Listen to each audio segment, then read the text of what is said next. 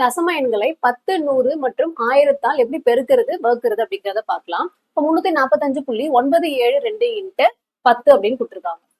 இப்போ ஒரு 0 இருக்கு அப்படின்னா புள்ளி வச்சதுல இருந்து ஒரு நம்பர் தள்ளி புள்ளி வைக்கணும். இதே என்ன புள்ளி இல்லாம முதல்ல எழுதிக்கலாம். ஸோ ஒரு 0க்கு புள்ளி வச்சதுல இருந்து ஒரு நம்பர் ரைட்ல தள்ளி புள்ளி வைக்கணும். அப்ப 9க்கு அந்த பக்கம் வரும் புள்ளி.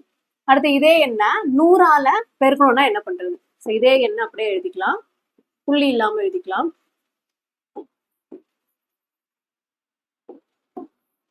9, 7, 2.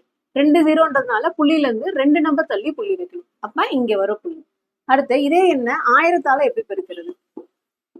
இது என்ன புள்ளி இல்லாம எழுதிட்டு புள்ளியில இருந்து 3 நம்பர் தள்ளி புள்ளி வைக்கணும். அப்ப 2க்கு அந்த பக்கம் புள்ளி வந்து போயிடும். புள்ளிக்கு அப்புறம் 0. இதுக்கப்புறம் இது வந்து மதிப்பு கிடையாது.